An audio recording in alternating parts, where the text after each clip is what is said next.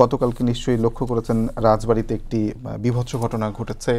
কবর থেকে একজনের লাশ তুলে সেটিকে পোড়ানো হয়েছে এবং এই ঘটনার প্রেক্ষিতে এনসিপি একটি বিবৃতি দিয়েছে এবং তারা দাবি করছে যে বিএনপি এবং জামায়াত ইসলামের স্থানীয় নেতা এবং স্থানীয় আলেম সমাজের সমন্বয়ে উক্ত ইমান আকিদা রক্ষা কমিটি গঠিত হয়েছে এবং এই ঘটনার ফলে প্রশাসনের ব্যর্থতা তারা উল্লেখ করছে।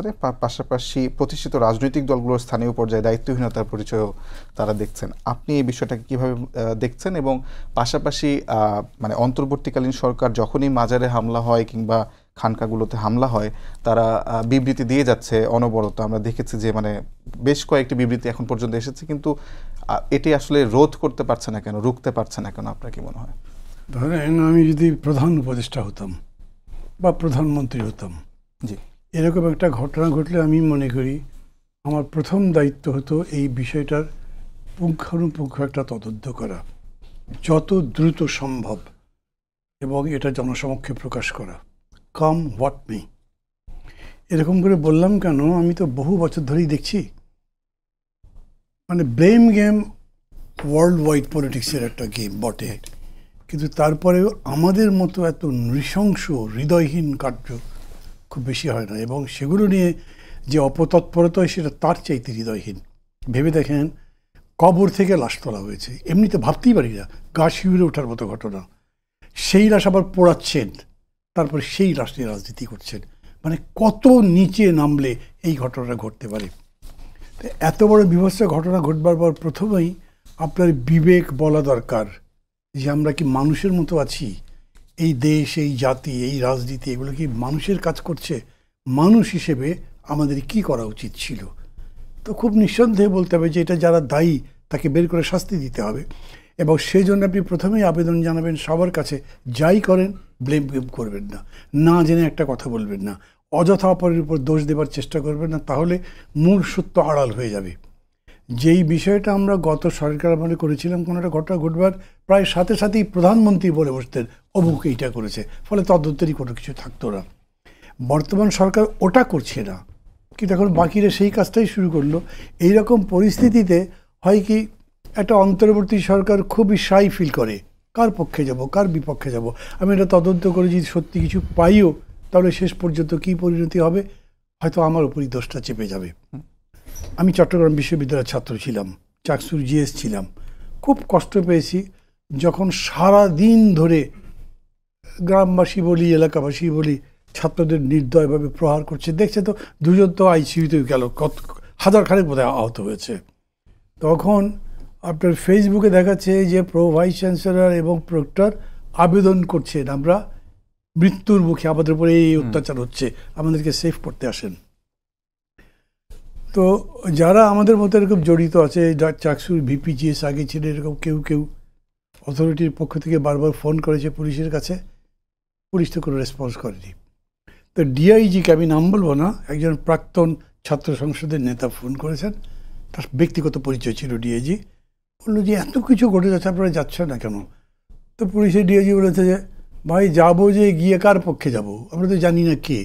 তারপরে যারই পক্ষে যাই, যেটা সত্যি মনে করি বললে আর এক পক্ষ বলবে সে তো ওর দালাল। এই তো চলছে, এই দেশে তো কোনো বিচার নেই, আর পুলিশ তো এখন সব দোষের জন্য দায়ী হয়ে গেছে। আমি সব জায়গায় বলি, এই পুলিশ একদম বদলায়নি। পুলিশ এটা খুব ভালো জিনিসটা, আমাদের পুলিশের কাছে যা প্রত্যাশা তার ধারে কাছে নাই, কিন্তু ওর এই স্টেটমেন্টটা ঠিক।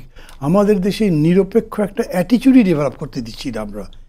এইখানেও যে ঘটনাটা ঘটেছে, মানে ধরেন মর্মে এত কষ্ট হয়, এত যন্ত্রণা হয় যে একটা মানুষ মরে যাবার পরে পর্যন্ত তার উপরে এরকম করে শোধ দেওয়া। আমাদের ধর্মে বলেন, যে কোনো নীতিবোধ বলেন, মূল্যবোধ বলেন, কোনোটাই তো এটা অ্যালাউ করে না। সেই জায়গায় দাঁড়িয়েও আমরা পলিটিক্যাল পার্টিগুলো অথবা স্টেক হোল্ডার যারা আছে বা সোশ্যালি কনসিয়াস যে মানুষগুলো আছে, তারা এক হতে পারে যে এটাকে এইরকম করে নিষ্পত্তি করা হোক। তারপরে এটা রাজনীতি চলতে থাকবে। তারপরে এই যে প্রথমেই ধরেন এরা যে স্টেটমেন্ট দিয়ে দিল, কিসের ভিত্তিতে দিল আমি তা জানি না। আবার পরবর্তীতে বিএনপি নেতারাও যেরকম করে বললেন, এটা তো ব্লেম গেম হলো। এখান থেকে আপনি বেরোবেন কেমনে? এই জায়গায় তৈরি হয়ে যাবার পরে অন্তর্বর্তী সরকার, আমি আবার বলছি, আমি যদি হতাম কাম হোয়াট মে, যেটা সত্য বলে করতাম তাই করতাম। হ্যাঁ, একটা কথা আছে, আমি প্রধানমন্ত্রী হই আর প্রধান উপদেষ্টা হই, আবার কথা যে পুলিশ শুনবে তার গ্যারান্টি কি? আমি পারবো কি তার মানে আমার আগে এটা বুঝতে হবে যে আমি যদি দেশ চালাতে চাই, ওই যে বলে না রাজাকে রাজনীতি জানতে হবে, তিনি তার পুলিশ দিয়ে যাতে করতে পারে, তার গোয়েন্দা বাহিনী যাতে তার মিনিমাম ইনস্ট্রুমেন্টস অফ অ্যাডমিনিস্ট্রেশন যাতে ওয়ার্ক করে, ফাংশনাল হয়, সেটা থেকে নিশ্চিত করতে হবে।